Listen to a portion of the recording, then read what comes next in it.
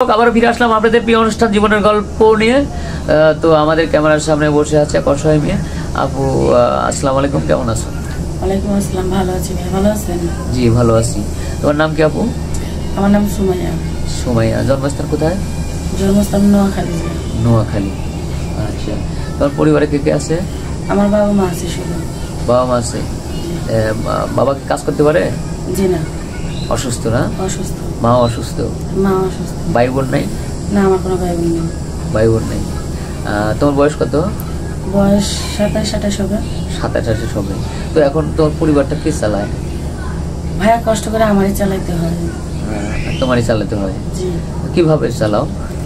চালাই যে লোকজনের বাসায় কাজ করে। লোকজনের বাসায় কাজ করে? লোকজনের বাসায় কাজ করলে সমস্যা না? কারণ তুমি তো অনেক সুন্দরী একটা মেয়ে। কি করবো ভাই, কোন এখন তো করে খাইতে তো হবে।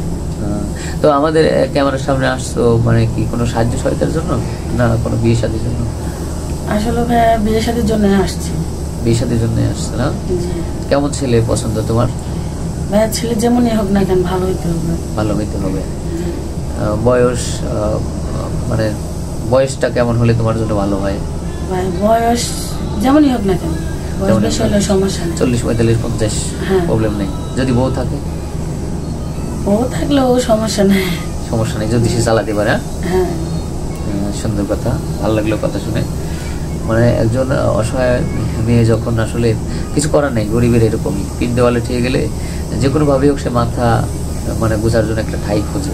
হ্যাঁ, তো যাই হোক আমরা এই ভিডিওটা পাবলিক করব।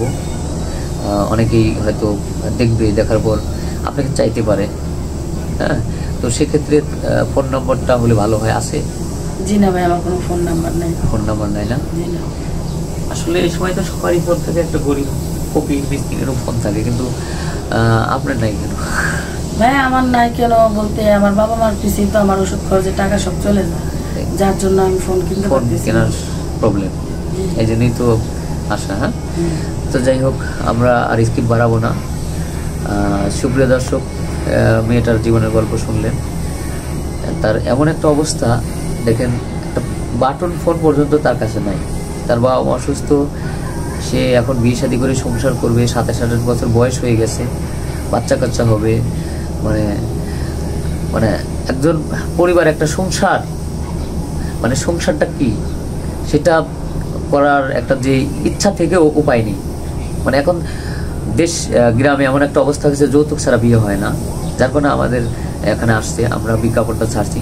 যদি কোনো ভাই দেশ বা প্রবাসে যারা থাকেন, যদি এই মেয়েটাকে ভালো লাগে, যদি দায়িত্ব নেন, তাহলে আমাদের স্ক্রিনে আমাদের ফোন নম্বর দেওয়া থাকবে। ইমো, হোয়াটসঅ্যাপ আছে, কেউ অযথা ভিডিও কল দিবেন না। আর মেয়েটার দিকে একটু খেয়াল রাখবেন এবং দেখেন কিছু করা যায় নাকি। আর সেই সাথে সবারই শুভকামনা করে আমি বিদায় নিচ্ছি। আল্লাহ হাফেজ।